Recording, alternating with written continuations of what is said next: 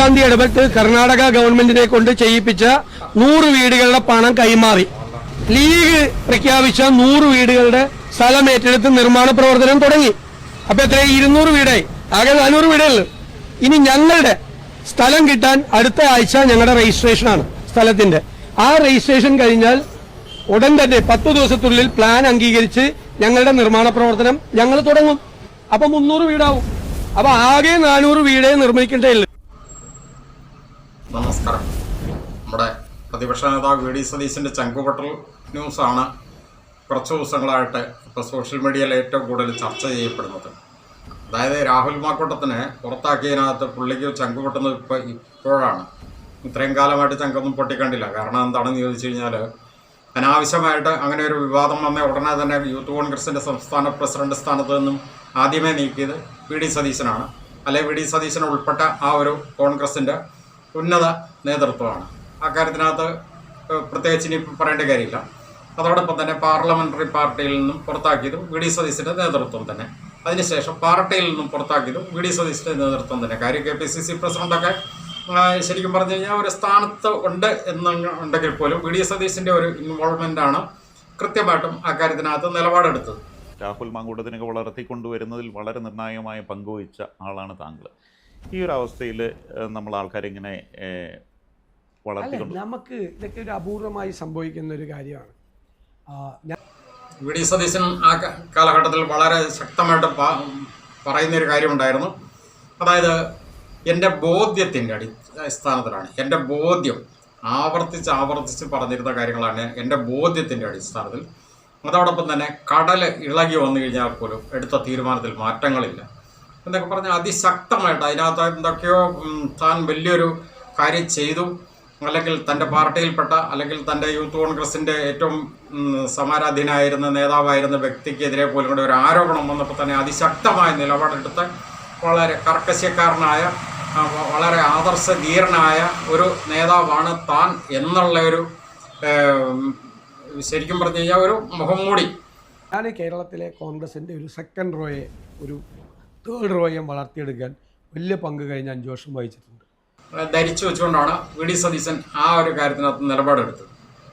ഇപ്പോൾ V D Satheesan പയ്യെ പറഞ്ഞു തുടങ്ങി, എൻ്റെ ചങ്ക് പൊട്ടുവാണ്.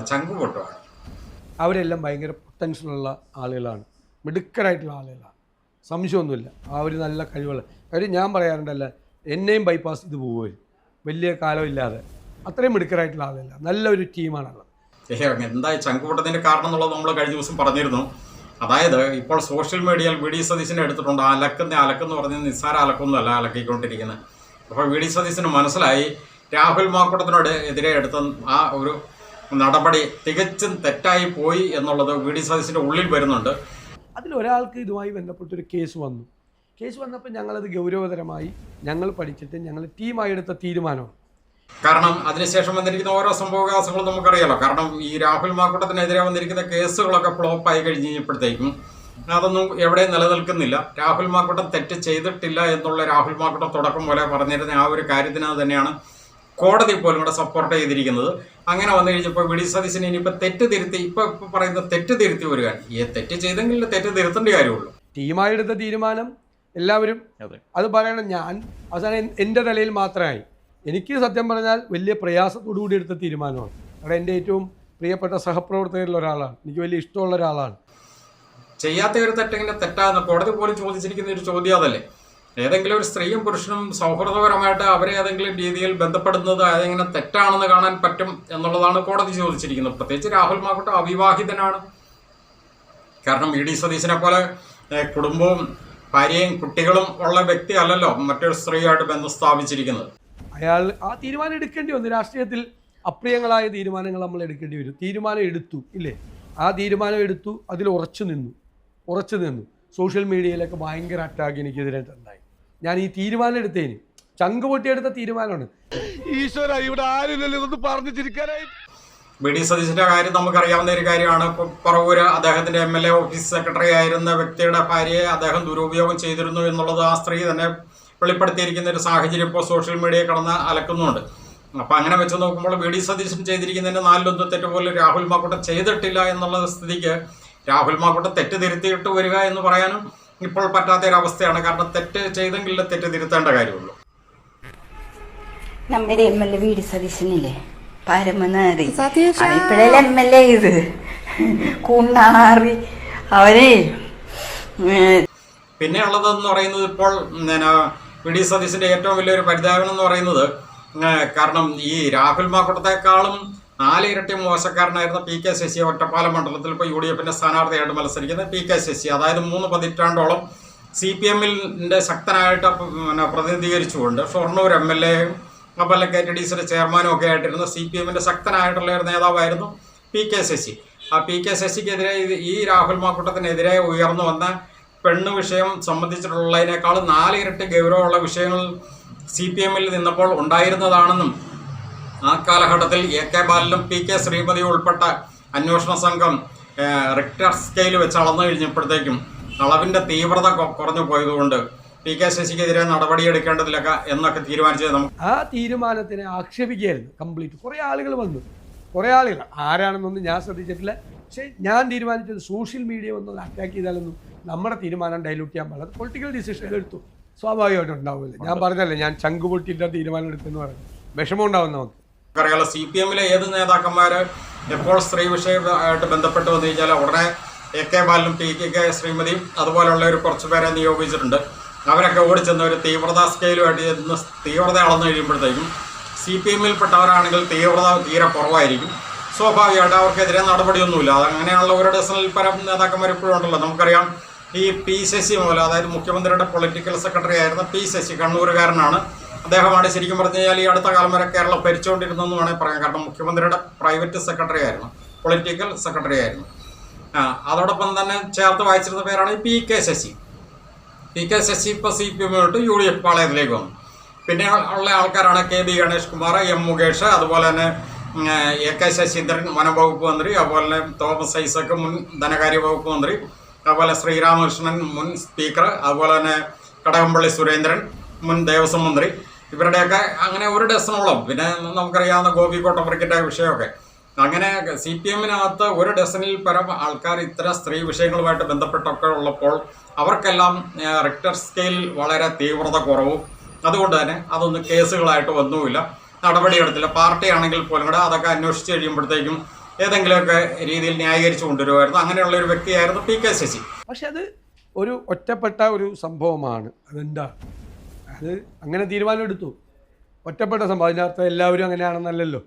ഒരുപാട് വേറെ ഒരുപാട് ആളുണ്ടല്ലോ, ഇതിൻ്റെ കൂടെ ഒരുപാട് ആളുണ്ടല്ലോ, ഒരാളല്ലല്ലോ. ആളുണ്ടായിരുന്നു, ഫ്രണ്ടിലുണ്ടായിരുന്നു. PK ശശിക്കെതിരെ ഉയർന്നു വന്ന ആരോപണം വളരെ ഗൗരവം കൂടിയ കുറേ അധികം ആരോപണങ്ങളായിരുന്നു. പക്ഷേ ഈ പറഞ്ഞ പോലെ തന്നെ നിയമപരമായിട്ട് അല്ലെങ്കിൽ പോലീസിലേക്കോ കോടതിയിലേക്കോ വരാനായിട്ട് അന്ന് CPM സംബന്ധിച്ചിരുന്നില്ലാത്തത് കൊണ്ട് PK ശശിക്ക് അത് വലിയ അനുഗ്രഹമാകുകയും, എന്നാൽ ഇതെല്ലാം സത്യമാണ് എന്നറിയാവുന്ന കോൺഗ്രസ്സുകാർ അതെല്ലാം മറച്ചു വെച്ചുകൊണ്ട് ഒരു ഒളിപ്പും ഇല്ലാതെ PK ശശി എടുത്തിപ്പോൾ തോളത്ത് വെക്കുകയും ചെയ്തു കഴിഞ്ഞപ്പോൾ അതിനേക്കാളും മോശപ്പെട്ടവനാണ് രാഹുൽ മാക്കൂട്ടം എന്നവിടെ പറഞ്ഞു വെക്കുകയല്ലേ ചെയ്തിരിക്കുന്നത്. ശരിക്കും പറഞ്ഞാൽ VD സതീശൻ ടീമുകൾ അത് എത്രയും വിഷമം അനുഭവിച്ച ജീവിതത്തിൽ തന്നെ, രാഷ്ട്രീയ ജീവിതത്തിൽ അത്രയും വിഷമം അനുഭവിച്ചൊരു കാലഘട്ടം ഉണ്ടായിട്ടില്ല.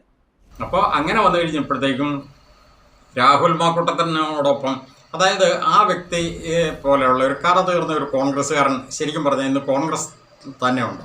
അല്ലെങ്കിൽ കോൺഗ്രസ്സുകാരിൽ ഏറ്റവും കറ തീർന്ന ഒരു നേതാവാണ് രാഹുൽ മാക്കൂട്ടം എന്ന കാര്യത്തിൽ ആർക്കും തർക്കമില്ല. കാരണം അദ്ദേഹം ജനിച്ച കാലം പോലെ അദ്ദേഹത്തിൻ്റെ ശരീരത്തിൻ്റെ ഓരോ അണുവിലും, കഴിക്കുന്ന ഭക്ഷണത്തിലും, കുടിക്കുന്ന വെള്ളത്തിലും, ശ്വസിക്കുന്ന വായുവിൽ പോലും കോൺഗ്രസ് എന്ന ഒരൊറ്റ വിശ്വാസത്തിൽ അടിയുറച്ചു നിൽക്കുന്ന ഒരു വ്യക്തിത്വത്തിനുടമയാണ് രാഹുൽ മാക്കൂട്ടം. നമുക്കറിയാം, ഇവിടെ കോൺഗ്രസിന് വേണ്ടിയിട്ട് ഏറ്റവും ശക്തമായിട്ട് ഇന്നും കോൺഗ്രസ് പാർട്ടിയിൽ നിന്ന് പുറത്താക്കിയിട്ടുള്ളപ്പോൾ പോലും അതിശക്തമായിട്ട് കോൺഗ്രസിന് വേണ്ടിയിട്ട് വാദിക്കുന്ന VD സതീശനൊക്കെ പലപ്പോഴും പ്രതിപക്ഷ നേതാവ് എന്നുള്ള സ്ഥാനത്ത് നിന്നും കോൺഗ്രസിൻ്റെ നേതാവ് എന്നുള്ള സ്ഥാനത്ത് നിന്നുകൊണ്ടൊക്കെ ഉള്ള പ്രതികരണം കണ്ടു കഴിഞ്ഞാൽ ഒരുതരം ഈ കുത്തഴിഞ്ഞ ചാക്കിൻ്റെ ഒരു പ്രതികരണം പോലെയാണ്. ഞാൻ വേണ്ടി വന്നാൽ പറയും, ഞാൻ വേണ്ടി വന്നാൽ പറയും എന്നൊക്കെ പറഞ്ഞിട്ടുണ്ടെങ്കിൽ ഇങ്ങനെ കൈയിട്ടൊന്ന് പൊക്കിക്കൊണ്ട് 4 ഡയലോഗ് അടിക്കും. ഞാൻ പറയും, എന്നെക്കൊണ്ട് പറയിപ്പിക്കരുത് എന്നൊക്കെ പറഞ്ഞ് 4 ഡയലോഗ് അടിക്കുന്നുള്ളതല്ലാതെ VD സതീശനൊക്കെ എവിടെയാണ് ശക്തമായിട്ടൊന്ന് പ്രതികരിച്ചു കണ്ടിട്ടുള്ളത്? ഈ പ്രാവശ്യം പോലും കൂടെ നരേന്ദ്രമോദി, പ്രധാനമന്ത്രിയായ നരേന്ദ്രമോദി പാലക്കാട് വന്ന് രാഹുൽ മാക്കൂട്ടത്തിനെതിരെ അല്ലെങ്കിൽ ഇവിടുത്തെ പൊതു രാഷ്ട്രീയ വിഷയം സംബന്ധിച്ച് പ്രതികരിച്ചപ്പോൾ ശക്തമായിട്ടൊരു പ്രതികരണം നടത്തിയതാരാണ്? എവിടെ വി ഡി സതീശനോ അല്ലെങ്കിൽ ഇവിടുത്തെ കോൺഗ്രസിൻ്റെ നേതാക്കന്മാർ, UDF നേതാക്കന്മാരൊക്കെ അവിടെ പോയിരുന്നു. അതിശക്തമായിട്ട് പ്രതികരിച്ച, ഏറ്റവും ശക്തമായിട്ട് പ്രതികരിച്ച വ്യക്തി രാഹുൽ മാങ്കൂട്ടം തന്നെയല്ലേ. അതുപോലെ തന്നെ ഇവിടുത്തെ പിണറായി ഭരണകൂട ഭീകരതയ്ക്കെതിരെ അതിശക്തമായിട്ട് പ്രതികരിക്കുന്നത് ഇപ്പോഴും രാഹുൽ മാങ്കൂട്ടം തന്നെയല്ലേ. അപ്പോൾ അത്ര ശക്തമായിട്ട് പ്രതികരിക്കുന്ന കോൺഗ്രസിൻ്റെ ഭാഗമായിട്ട് നിന്നുകൊണ്ട് കോൺഗ്രസിന് വേണ്ടിയിട്ട് പ്രതികരിക്കുന്ന രാഹുൽ മാങ്കൂട്ടത്തിനോടൊപ്പമാണ് ശരിക്കും പറഞ്ഞ ജനങ്ങൾ എന്നുള്ളത് തിരിച്ചറിവിൽ നിന്നുകൊണ്ടാണ് സതീശൻ്റെ ചങ്ക് പൊട്ടുന്നത്. അതായത് ജനങ്ങളുടെ ചങ്കായി രാഹുൽ മാങ്കൂട്ടം മാറിയപ്പോൾ വി ഡി സതീശന് ചങ്ക് പൊട്ടുന്നു. ഇതാണ് അതിൻ്റെ വാസ്തവം. കാരണം അനാവശ്യമായ ഒരു കാര്യത്തിൻ്റെ പേരിൽ രാഹുൽ മാങ്കൂട്ടത്തെ ഒതുക്കി ഇല്ലാതാക്കാനായിട്ട് മുന്നിട്ടിറങ്ങിയ വി ഡി സതീശൻ്റെ സ്വന്തം ചെയ്തികൾ ഇപ്പോൾ പൊതുസമൂഹം എടുത്തിട്ട് ചർച്ച ചെയ്യുന്നു. കാരണം രാഹുൽ മാങ്കൂട്ടം ചെയ്തതിനേക്കാളും വലിയ ഗുരുതരമായ തെറ്റാണ് വി ഡി സതീശൻ ചെയ്തിരിക്കുന്നതെന്നുള്ളത് ഈ പറവൂരിലുള്ള കോൺഗ്രസ്സുകാർക്കെല്ലാം അറിയാം. കാരണം അദ്ദേഹത്തിൻ്റെ ദീർഘകാല ഓഫീസ് സെക്രട്ടറി ആയിരുന്ന വ്യക്തിയുടെ ഭാര്യയെ വി ഡി സതീശൻ ദുരുപയോഗം ചെയ്തിരുന്നു എന്നുള്ളത് ആ സ്ത്രീ തന്നെയല്ലേ വെളിപ്പെടുത്തിയിരിക്കുന്നത്. അവർ മറ്റു കോൺഗ്രസ് പാർട്ടിയിലെ മറ്റു ഗ്രൂപ്പുകളോ CPM ഓ BJP യോ അവരുടെ ആരുടെയും പ്രേരണയിൽ ആരും ചെയ്തിരിക്കുന്നതല്ല, ആ സ്ത്രീ തന്നെ പച്ചയ്ക്ക് പറഞ്ഞിരിക്കുന്ന കാര്യങ്ങളല്ലേ.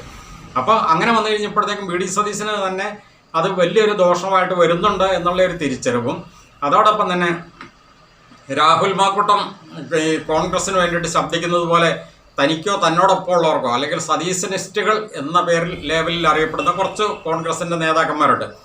പ്രത്യേകിച്ച് പേരെടുത്ത് തന്നെ പറയാവുന്ന ഒരു കാര്യമാണ്. കാരണം വി ഡി സതീശനും രമേശ് ചെന്നിത്തലയും K മുരളീധരനും രാജ്മോഹൻ ഉണ്ണിത്താനും അങ്ങനെയൊക്കെയുള്ള കുറച്ച് വിരലിൽ എണ്ണാവുന്ന കുറച്ച് നേതാക്കന്മാരാണ് ശരിക്കും പറഞ്ഞ സതീശനിസ്റ്റുകളുടെ ഒരു ലേബലിൽ കഴിയുന്നത്. അപ്പോൾ ഇവർക്കാർക്ക് ശക്തമായിട്ട് ഇവിടെ കേന്ദ്രത്തിനെതിരെയോ അല്ലെങ്കിൽ ഇവിടുത്തെ ഭരണകൂട ഭീകരതയ്ക്കെതിരെയോ ശക്തമായിട്ട് പ്രതികരിക്കാൻ സാധിക്കാതെ വരുന്ന സാഹചര്യത്തിൽ അതിശക്തമായിട്ട് അത് പ്രധാനമന്ത്രി വന്ന് ഇവിടെ പറഞ്ഞു കഴിഞ്ഞാലും അതല്ലെങ്കിൽ ഇവിടുത്തെ ഭരണകൂടത്തിൻ്റെ ഏറ്റവും വലിയ തലവനായ പിണറായി വിജയൻ പറഞ്ഞു കഴിഞ്ഞാലും അതിനൊക്കെ എതിരെ അതിശക്തമായിട്ട് പ്രതികരിക്കുന്ന ഒരു വ്യക്തിത്വത്തിന് ഉടമയായിട്ട്, അതായത് കോൺഗ്രസിൻ്റെ ഭാഗമായിട്ട് നിന്നുകൊണ്ട് നീതിബോധമുള്ള പൊതുസമൂഹത്തിൻ്റെ ഭാഗമായിട്ട് നിന്നുകൊണ്ട് ശക്തമായിട്ട് പ്രതികരിക്കുന്ന ഒരു വ്യക്തിത്വത്തിന് ഉടമയായിട്ട് രാഹുൽ മാങ്കൂട്ടം മാറിക്കഴിഞ്ഞപ്പോൾ ജനങ്ങളുടെ ചങ്കായി രാഹുൽ മാങ്കൂട്ടം മാറി. അതാണ് ശരിക്കും പറഞ്ഞാൽ സതീശൻ്റെ ഇപ്പോൾ ചങ്ക് പൊട്ടുന്നത്. കാരണം ഇനിയിപ്പോൾ ഇലക്ഷൻ അടുത്ത് വരികയാണല്ലോ. എന്താണെങ്കിലും ശരി, സതീശനിസ്റ്റുകൾ അങ്ങനെ പറയുന്നുള്ളൂ. സതീശൻ ഒറ്റയ്ക്ക് ചെയ്തു എന്ന് സതീശൻ ഒരിക്കലും അവകാശപ്പെടുന്നില്ല. പക്ഷേ സതീശൻ്റെ നേതൃത്വത്തിൽ സതീശനിസ്റ്റുകൾ ചെയ്ത ആ ക്രൂരമായ നടപടി, നികൃഷ്ടമായ നടപടി, അതായത് 1% പോലും തെറ്റ് കോടതി പോലും കണ്ടെത്താത്ത ഒരു സാഹചര്യത്തിൽ രാഹുൽ മാങ്കൂട്ടത്തിനെതിരെ അദ്ദേഹത്തിൻ്റെ മുൻകാല, അതായത് വർഷങ്ങൾക്ക് മുമ്പുണ്ടായിരുന്ന ഏതോ സ്ത്രീ പുരുഷ സൗഹൃദ ബന്ധങ്ങൾ, അതാണ് കോടതി പോലും പറഞ്ഞിരിക്കുന്നത്. പണ്ടൊക്കെ ഉണ്ടായിരുന്ന ഏതെങ്കിലും സ്ത്രീ പുരുഷ സൗഹൃദ ബന്ധങ്ങൾ പിൽക്കാലത്ത് അത് ബ്രേക്കപ്പ് ആയി കഴിഞ്ഞപ്പോൾ ഇപ്പോൾ അത് പീഡന പരാതികളായിട്ട് വന്നു കഴിഞ്ഞാൽ അതൊന്നും നിലനിൽക്കുന്നതേ അല്ല എന്നുള്ളത് സുപ്രീം കോടതി വരെ വളരെ ക്ലിയറായിട്ട് പറഞ്ഞു കഴിഞ്ഞിരിക്കുന്ന സാഹചര്യത്തിൽ രാഹുൽ മാങ്കൂട്ടത്തിനെതിരെ എടുത്ത ആ ഒരു നടപടി, ആ ഒരു നിലപാട് അത് വ്യക്തിവൈരാഗ്യം കൊണ്ടാണ് എന്നുള്ളത് പൊതുസമൂഹം ഇപ്പോൾ തിരിച്ചറിയുന്നു. വി ഡി സതീശൻ്റെയൊക്കെ വ്യക്തിവൈരാഗ്യം അല്ലെങ്കിൽ മറ്റൊരു രീതിയിൽ പറഞ്ഞ അസൂയ അല്ലെങ്കിൽ കുശുമ്പ് അങ്ങനെയൊക്കെയാണെന്ന് വേണം ഇപ്പോൾ ധരിക്കാൻ. അല്ലാതെ ഇതിനകത്തൊന്നും പ്രത്യേകിച്ച് കാരണങ്ങൾ കണ്ടെത്തുന്നില്ല. അത് നമ്മളിതിനു മുമ്പ് പലപ്പോഴും പറഞ്ഞിട്ടുണ്ടല്ലോ. അതായത് ശത്രുവിൻ്റെ ശക്തി എത്ര വലുതാണെങ്കിലും ശരി, അത് തിരിച്ചറിഞ്ഞു കഴിഞ്ഞാൽ നമുക്ക് ഒരിക്കലും പരാജയപ്പെടേണ്ട സാഹചര്യം വരില്ല, പരാജയപ്പെടുകയില്ല. എന്നാൽ കൂട്ടത്തിൽ നിൽക്കുന്നവൻ്റെ ചതി അത് തിരിച്ചറിഞ്ഞില്ലെങ്കിൽ പരാജയപ്പെടുക തന്നെ ചെയ്യും. കാരണം രാഹുൽ മാങ്കൂട്ടത്തെ സംബന്ധിച്ച് ആ ഒരു വിഷയമാണ് ഇവിടെ സംഭവിച്ചിരിക്കുന്നത്. കാരണം കൂട്ടത്തിൽ നിന്ന വ്യക്തിയുടെ ഒരു ചതിയാണ് ശരിക്കും പറഞ്ഞാൽ സതീശനിലൂടെ പ്രാവർത്തികമാക്കപ്പെട്ടത്.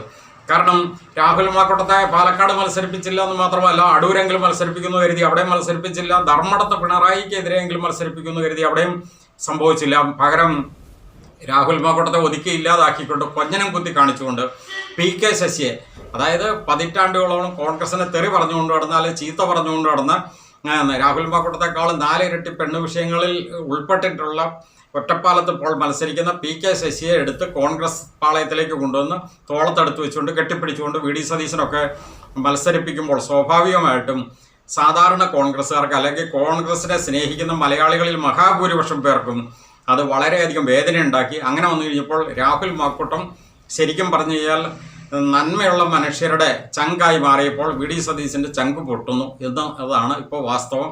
എന്താണെങ്കിലും ശരി, വരും ദിവസങ്ങളിലും ഇത്തരം കാര്യങ്ങളിലുള്ള പൊതുസമൂഹത്തിൻ്റെ ചർച്ച ഉയർന്നു തന്നെ വരും എന്ന് പ്രതീക്ഷിക്കുന്നു. നന്ദി.